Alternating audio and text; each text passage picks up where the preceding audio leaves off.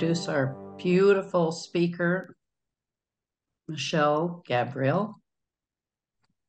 Actually, it's Gabriel, Melanie. Gabriel, Pretty like the plain and archangel. simple. Yes. You can go ahead and tell us what you're going to speak about today. And Okay. All right. So it was Mark Twain who said that there are two important things in life: the day you were born and the day that you figured out why. And in Paulo Coelho's manuscript found in Agra, he's the one who wrote The Alchemist, he says in this book, ever since your goal found out you were traveling toward it, it's been running to meet you. And I would like to change that a little bit and say, ever since your why realized you were traveling toward it, it's been running to meet you. And our why, the underpinnings of what we do and how we do it, is incredibly important. Why? Because it helps us to understand at the deepest level what it is that we're here to do in the world. And the beautiful thing, according to Mark Twain's quote, of course, is figuring out why, is that the only person that can truly figure that out is you. Because human beings have been created to make meaning. That's how we're wired. And consequently, it is up to us to make meaning out of the lives that we're living. And when we begin to do that, we also understand the power we have to create the life that we want. And so this whole issue of getting to the heart of your why, of course, there's lots of things out there that says, oh, let's get that 30-second thing down. Let's get that 1 minute down. But from my own work over these past now over 50 years, working with the power of story, is that your why is so much more important than that, much more significant than that, and requires a lot more time and thought than that. Because the most important thing that you can do for yourself is to tell yourself your own story of your why. And to keep going back to that, to notice how it's shifted and changed over the years.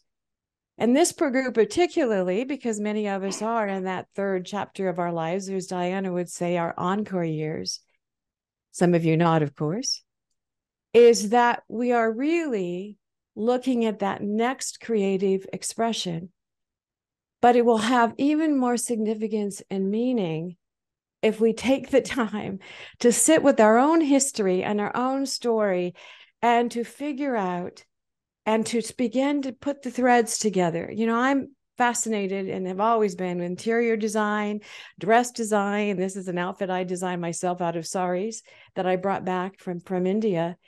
And I've always been curious about, as those threads start coming together and we start weaving together the life that is ours, our own unique tapestry, it allows us to see our story differently.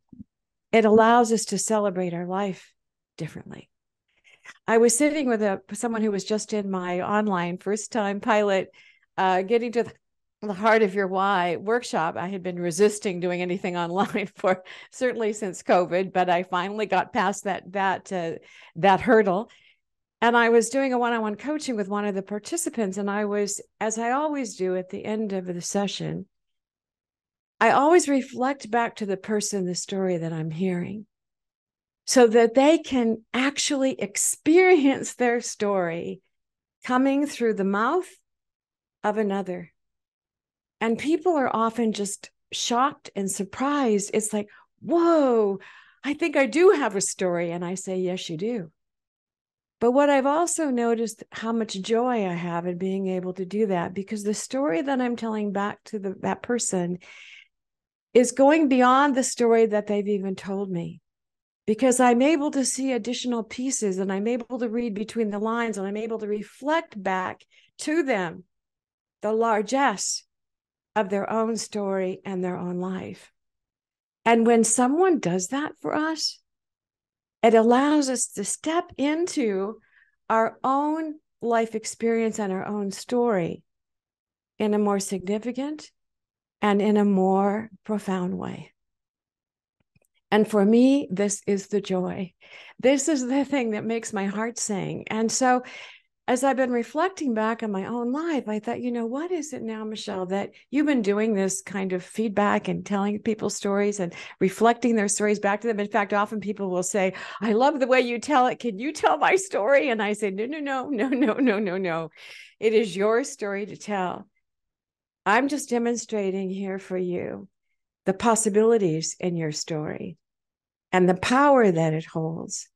So as you step into it and you begin to speak it, you will be able to have the impact in the world that you so deserve to have. So in terms of my own journey into this place where I am now, some of you know and some of you don't, that it started actually with a Jean Houston workshop, or at least I thought that's where it started. She was doing a workshop in Seattle for educators, and then a second workshop for fundraisers and for development directors and for people who are heads of foundations at local banks and so on, Weyerhaeuser, and so forth. And I was invited to attend. I was the director of development of the Jackson School of International Studies at the University of Washington. So we go to this workshop with Jean Houston, the futurist. And if you know Jean, she's a very flamboyant, very outrageous, incredibly expressive character. And over those several days, we ended up drumming and rattling and talking in nonsensical languages and even translating it.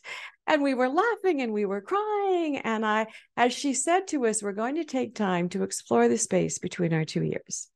And that's exactly what we did. I came home on a Friday night, drank a whole bottle of wine myself, which is totally out of character. I'm a one glass person.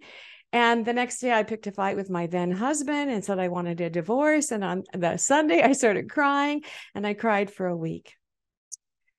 And then I was running backward up a hill beside our house because she had said, if you run backward up a hill, there are more brain synapses that will go off. And I wanted all the synapses I could get. And so I'm in the backyard after, and I'm meditating, and I see an image of a globe. There are hands underneath it.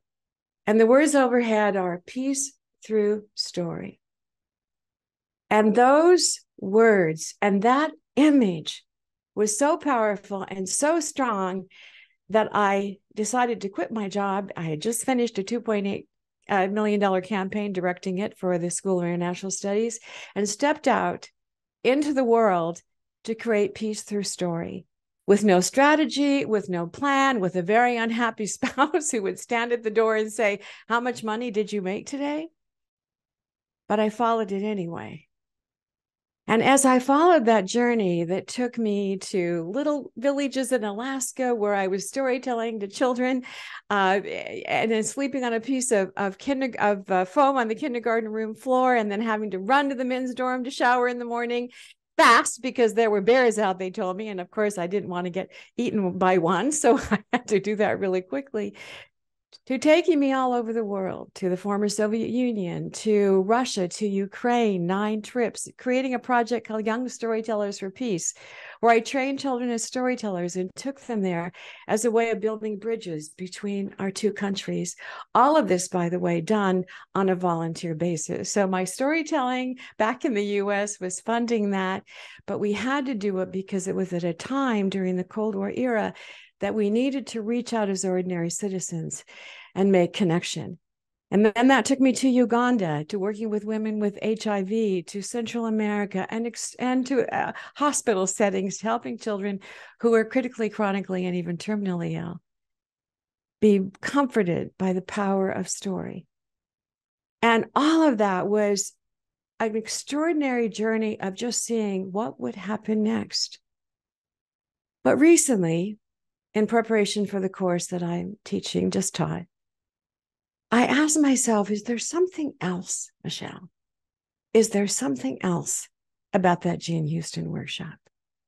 And so I went back and I relived it. And what I remembered was a story that she told. Now, Jean told all kinds of legends and myths, and one story after another. In fact, what she said in that workshop, and I remembered that, how powerful story was.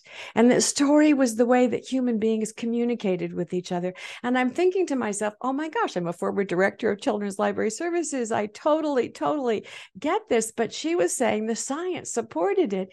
And I remembered that something shifted inside of me in relation to that, because I'd been using story as a fundraiser and in other venues. But then she told a story about an experience that she'd had. She was saying that she had been invited to speak in a small community in Texas to a women's group. And she said it was very clear as she was speaking to this group that they had absolutely no interest in what she had to say. And she's thinking to herself, why would the chairman of this group bring me all this way at the expense to speak to a group that isn't interested in what I have to say? So afterward, the woman said, Jean, I'd like you to come home with me. I'd like you to meet someone. And she thought, aha, this may be the reason. So she goes to the woman's house, goes down into the basement, and here are all of these amazing machines that do all kinds of unique and special things. And she said, oh my word, she said, you have an incredibly talented husband. And the woman said, oh, no, Jean, my husband didn't do this. My son did. He's in high school, and he's said to be retarded, which is a word they use then. And Jean said, absolutely not. No child would be able to do this. So I'd like to meet him. So they bring the child down the stairs, and Jean says to him, I'd like to offer you up some math problems for you to solve. Would you be willing to do that? And the boy said, well, yes. And then he said to her, do you want me to solve this problem, which was a very complex math problem? Do you want me to solve it, he said, in the way they tell me to do it in school, sitting at my desk? Or do you want me to do it my way? She said, your way. And so she gave him this complex math problem. The boy was standing. He closed his eyes. He began to do this with his body. Opened his eyes. Gave her the correct answer. He was a kinesthetic processor of information. And so Jean Houston took this boy, took his mother, took his father, took a couple of those machines, and made her way to the school and had an in-depth conversation with the school faculty and principal about the genius that this boy had, but he learned in a different way, and the system did not support it. And when I went back over that story, I thought, oh my God, Michale, that is exactly what you have been doing throughout your entire 40+ year life as a storyteller. That's exactly what you have been doing. You have been finding that one child that needed to be validated, and you have validated them. That is what you have done. And then I reflected back on my own life. I was born in with a single parent, an older brother, younger sister, myself in Anchorage, Alaska. We were struggling to make ends meet. My father lived about 50 miles away and was managing one of our stores in Palmer, Alaska. And my mother was incredibly stressed and incredibly depressed. And I became my mother's mother at the age of 8.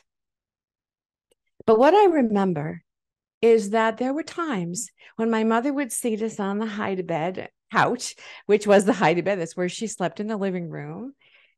And she would read to us.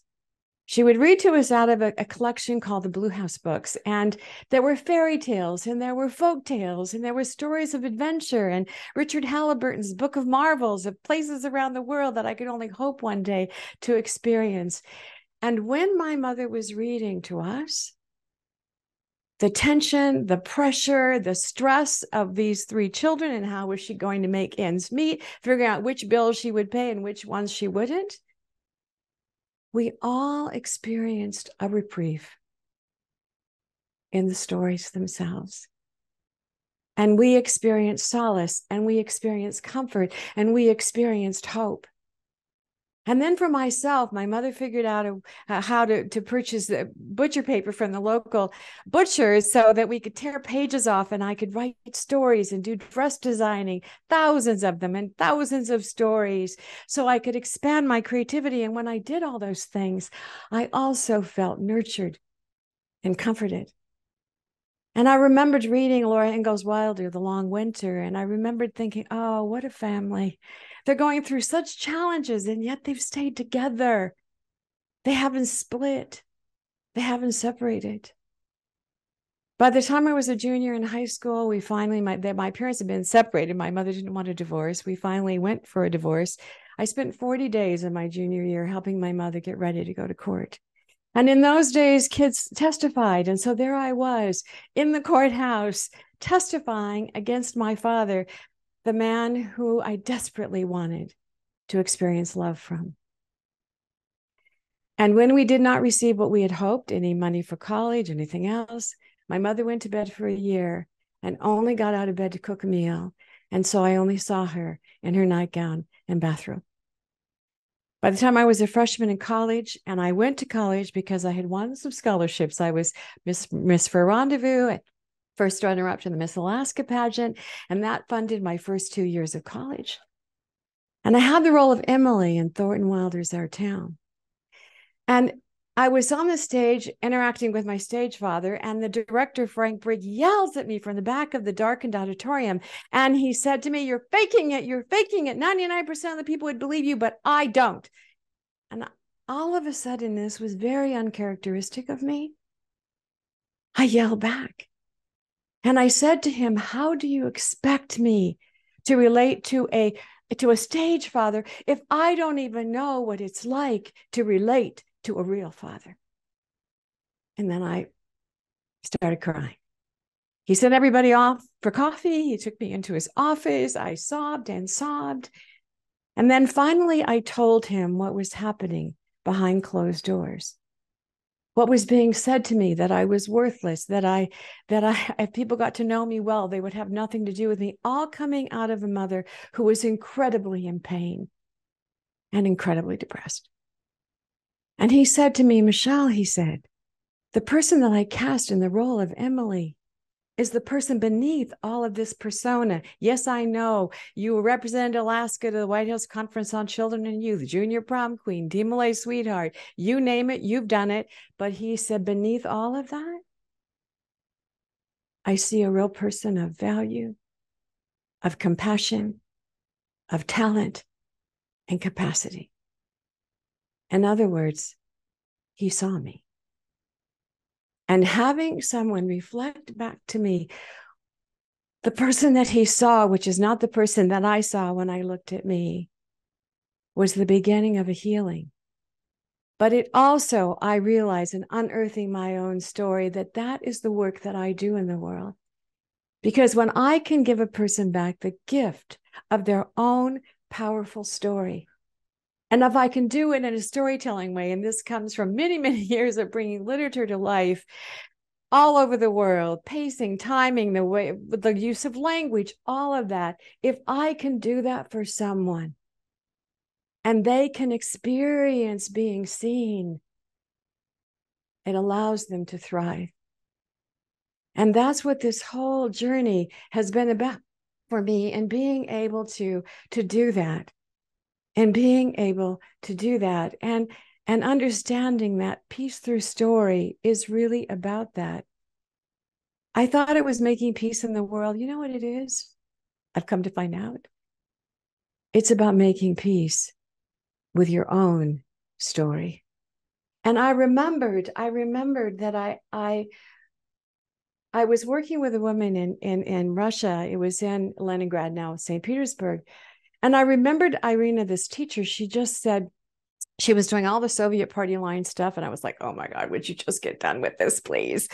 And then they said, well, Michelle, can you show us what you're going to be doing when you bring the children to Storytell? Because we went to Odessa, we went to Leningrad, St. Petersburg, we went to Moscow.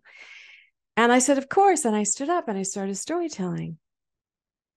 And this woman, Irina, who had done nothing but parrot the party line the entire time we'd had a conversation with the rest of the faculty. She said to me, "Oh my," she said, "sitting here today listening to these stories, I'm reminded of why I got into education in the first place. I am reminded that I am here to be a mentor and a support and an encourager of kids. And I've allowed myself to get so preoccupied with paperwork, I've forgotten that." But she said, "Michelle, I have a story for you." I said, "You do?" She said, "I do, but I'm not going to tell it to you now because I don't know it in a storytelling way. So when you come back next, I will do it." Well, I made 9 trips there, many trips, organizing, getting ready to bring the kids and the next year teachers. So when I went the next time, which was about 3 months later, and I found Irina, I said, "Well, I'm waiting for that story, Irina." And she said, "Oh, well, this story," she said, was told to me by my professor many years ago. And so she proceeds to tell me a story about a man named Mr. Wigden who had a candy shop, and it's told in the first person. So it goes something like this. I went into the candy shop with my mother and we would choose candy and we would leave. One day my mother couldn't go and I went on my own and I selected all the candies. And then he said to me, "Do you have some money to pay for these candies?" And I said, "Oh, yes, Mr. Wigden, yes." And I opened my hand up and I had 6 cherry stones wrapped in silver paper. And I gave them to him because they were silver, like what I saw my mother exchange with him. And he looked at this and he didn't say anything. And I said, "Oh, Mr. Wigden, is that not enough?" He said, "Not only is it enough, I think you've got some change coming." And so I left with bags of candy and change as well. I had a conversation with my mother. I never did hand him cherry stones wrapped in silver paper again, but time went on. I grew up and I was married by this time, and my wife and I had a tropical fish store. And he said one day 2 children came in, a boy, a young one, and an older sister, and they said, "We came to buy some fish." And I said, "You did?" And I said, "Do you have some money?" He said, "Oh," they said, "lots of money." And so I didn't think they did.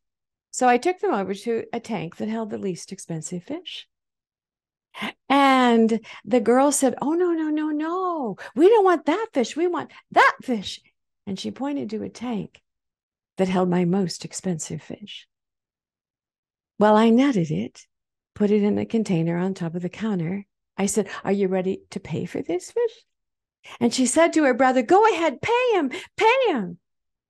And so the boy held out his hand, and I counted 2 quarters, a dime, and 5 pennies.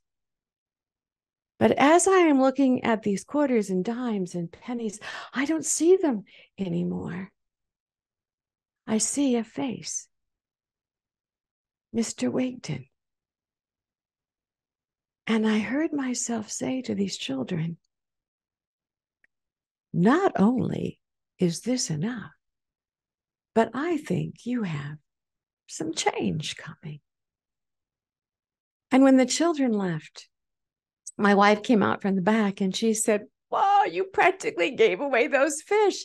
And I told her the story about the cherry stones wrapped in silver paper.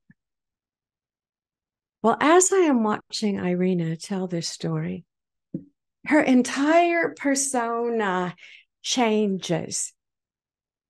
I see her connecting with her why.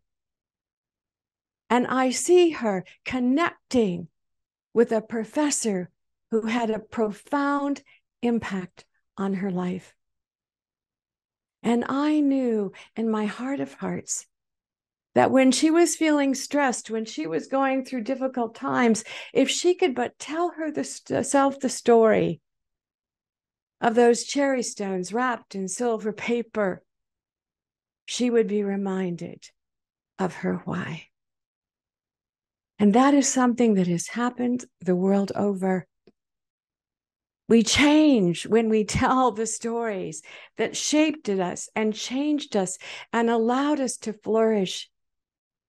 We change when we realize that was what it was. And so for me, When I would go out storytelling and I would have a teacher say to me, you know, Michelle, I know all of my children's backgrounds. And she said to me, what I'm noticing when you're storytelling is that for that moment, for that 45 minutes, you become the mother that many of these children have never had. When I was storytelling with children, I have it with adults now, but with children, I would always say to the universe, give me that one child. Let me choose that one child to come up and help me tell a story that needs this the most. That's going to make them a star in the making, that children are going to follow them and say, wow, you're a storyteller. And what that's going to do to help that child to heal. And inevitably, that's exactly what happened.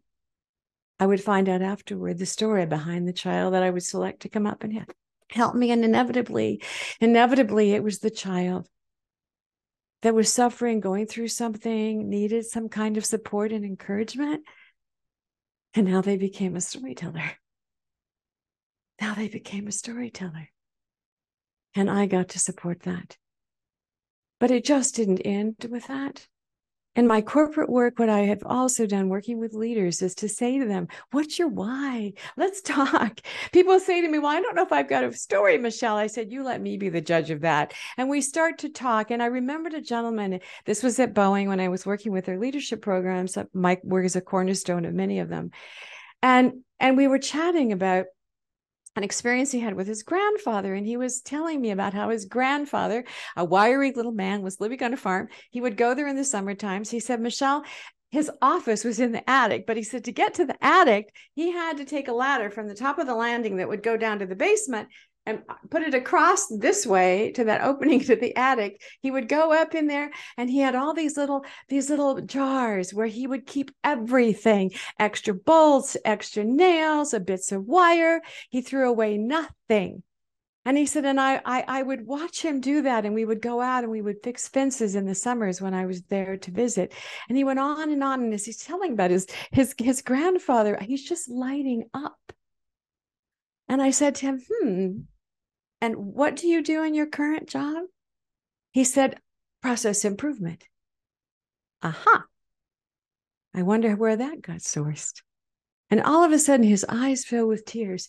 He said, Michelle, I had no idea that experience with my grandfather, seeing him absolutely repurpose, reuse everything, waste not, want not, and all of the lessons he taught me in those summers is exactly what I bring to my work today. But I've never put those two things together. And I said to him, well, now you are. And I said, you know, when you're out with a team or you're going through a change or a process improvement, I said, tell them the story about your grandfather. Not only will that activate stories in them that they will remember, but it also will demonstrate to them where you're coming from in the work that you're doing. You're not just checking a box saying this is part of my job description, but rather you are continuing a legacy that was gifted to you by this man who has meant so much to you. It's going to change everything when you start to share it. And he got back to me. He said, Michelle, you're absolutely right. He said, when I brought a new team together and was talking with him about something we needed to be working on, and I told this story about my grandfather, he said, we were accomplishing on day one what usually takes me to day 3 to be able to make happen. And it's because people's hearts were opened. And people were sharing with me their stories about people in their life that had meant so much and had made such a difference. And he said it allowed me to connect at a level with my own work that I've never experienced before. So he said, I also realized that story is as much for me as it is for the people I share it with. And on top of that, he said, every time I share this story, I'm bringing my grandfather back. I'm bringing him back. And he's right next to me. And I get to celebrate him once again. And I give him as a gift to everyone that I share my story with. So when I say to you, this is powerful stuff, and we need to know our why. The other piece of story for me, when I think about it, is the nurturing and comforting piece. And how drawn I've been to story because it literally saved me. It gave me hope at a time that I didn't feel that I had it. And I also know that there have been people in my own life that have seeded that, including my third grade teacher, Mrs. Phyllis Norton, who, when I was 50 and she was in her late 80s, came to watch me perform at her daughter's school where she was a librarian in Anchorage. I had not seen her in about 40 years. And I remembered getting really nervous going in that morning. And I thought, Michelle, what's going on with you? You know, you've story told all over everywhere. But I thought, yeah, but this is my third grade teacher, Mrs. Norton. So I come into the library and I look over and there's this little person that stands up and I walk up to her. And when she was my third grade teacher, I was looking down at her. And now that she was in her 80s, I'm sorry, just the opposite. I was looking up at her. And now that she was in her 80s, I'm looking down at her. When I knew her, she had black hair. Now she had white hair. But when she opened her mouth and started to speak, that was my Mrs. Norton. And so she stayed all day. I did 4 performances, all different stories, and I would periodically look over at her to see how the stories were resonating. And when I tell this total story called Stone Fox, in which the dog dies, kids are crying, I look over, she's wiping her eyes. I'm thinking, oh, that's good. And when I was Baba Yaga, the Russian witch, saying, "Oh my, what a nice little girl. Will you just come over here and weave a bit at this loom, and I will go and get you your needle and thread." She's laughing too. Afterward, I went up to her, Mrs. Norton. And out of my mouth came a little voice I didn't even know I had, a little third grade voice. And I heard myself saying, Mrs. Norton, how did I do? I thought, Michelle, you're a 50-year-old woman. You still want your third grade teacher's approval? And she said, oh dear, she said, you were wonderful. Thank you. I asked her if I could take her to dinner, and I called ahead to the Italian restaurant. And I said, do you have one of those banquet areas, in the corner where the seat goes around in the corner? They said, yes, we do. I said, I want to reserve it. So we go to the restaurant. We have a long conversation. I find out Mrs. Norton knew a great deal about what was going on behind closed doors. She said, Michelle, in my classroom, I wanted you to be a child. I wanted to celebrate you. And I knew the way to do that was to let you tell stories. And when you would come back from ice fishing for the first time, and I knew I'd let you tell that story, why you would just burst, she said. And I have to apologize to you. I said, why? She said, oh, honey, she said, I kept some of your dress designs for 40 years, actually. But when I was coming back to Alaska from Oregon, she said, I threw them away. I said, Mrs. Norton, she tried to get me to call her Phyllis. I couldn't do it. I said, Mrs. Norton, I don't have any of my dress designs from childhood. I'm in awe that you did that. And I knew it just wasn't me. I knew it was with the other students as well, remembering bits and pieces and celebrating them. At the end of dinner, I said to her, Mrs. Norton, would you do something for me? She said, Michelle, do anything. I said, Mrs. Norton, my favorite part in school was when you read to us every day. Would you read to me now? She said, well, I'd love to, dear. She said, but I don't have a book. I said, oh, Mrs. Norton, I do. And I took out of my bag a book, a copy of a book that she had read to us in 3rd grade 42 years before. Then it was a new book. It had just been published. Now it was an old book, a classic. But you know the name of it. The name of the book was Charlotte's Web. She said, what part do you want me to read? I said, oh, Mrs. Norton, any part you want. So she's flipped through the pages and she chose that passage where Wilbur the pig is being taken to the county fair, and she started reading. And when Mrs. Norton started reading, I started scooting around that banquet. I scooted closer and closer and closer until I was right next to my third grade teacher. And I felt as loved and cared for as I had in her third grade class 42 years before. We never forget a person that we loved. We never forget the stories they told us. But we also know that within that relationship, there is a why that has seeded itself in each of our beings as we move forward. The last time I went to see my teacher, she was 103, living in Salem, Oregon. She couldn't walk anymore, so she held court. And the dining room turned her throne room. And I got to spend 2 days with her, telling her how much I loved her. When her son tried to chime in, he had come to visit from Alaska. She said to him, no, be quiet, be quiet. She said, I can listen to you anytime. I want to hear Michelle, she said. I went, okay. And then as it was time for me to leave, I had been holding her hand, my hand underneath, hers on top. And she had tired and she'd fallen asleep. And I got to look at her beautiful, thinly veined hand resting on mine.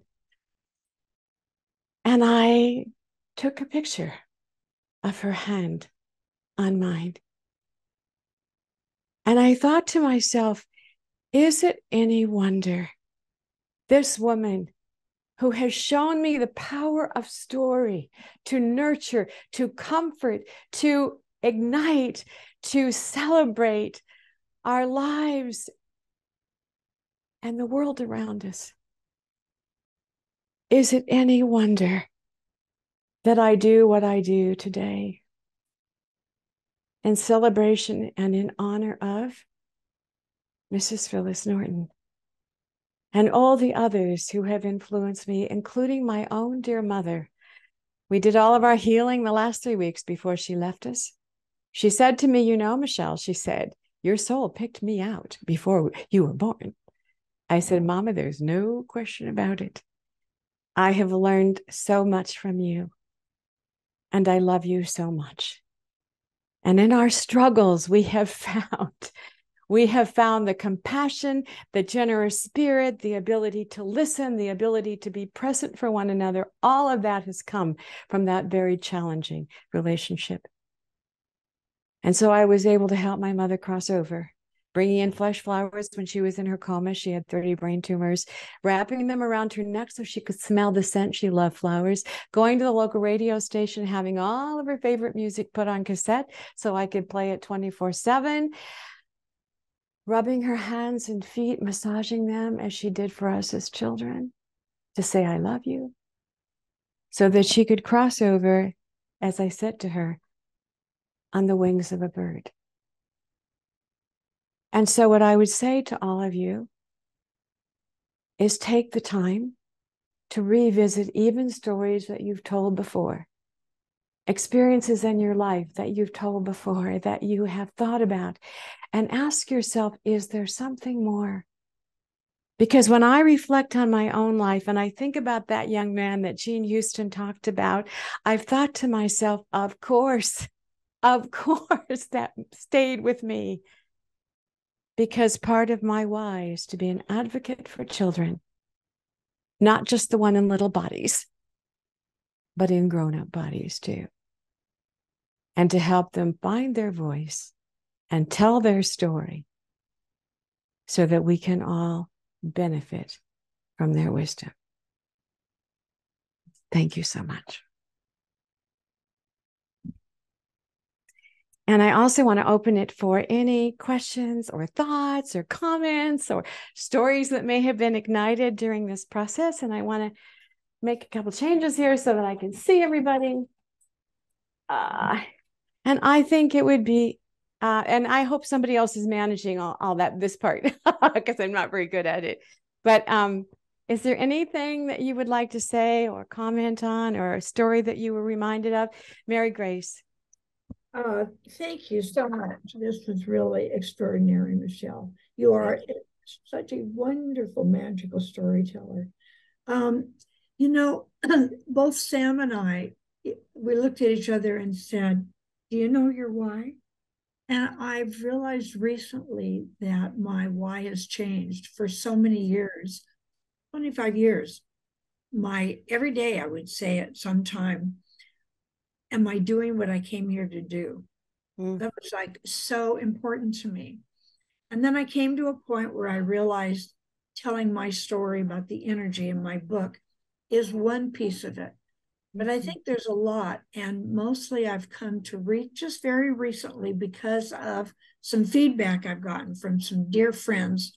Last weekend, actually, we were in Ojai, that connecting people and groups are one of my whys. And I had never thought that was very important before, but I've had a change of perspective. And listening to you reminds me of that. So thank you so much. You're so welcome. And Mary Grace, yes, will we all agree that she is the ultimate connector? You are. And that story behind connection, a series of stories, Mary Grace, there's such richness in that. For you to be able to go back and start to reflect on, and when did I connect, and how did I do that, and what did I say, and what happened as a result, and then the next story, and the next story, and the next story about that. There is such a bigger story here for you. Yeah. It's really I mean, what I realize is it comes from my yearning my whole life up until the 90s to have a community that I have now. That's right. That's exactly right. Yes, Michael. Yeah.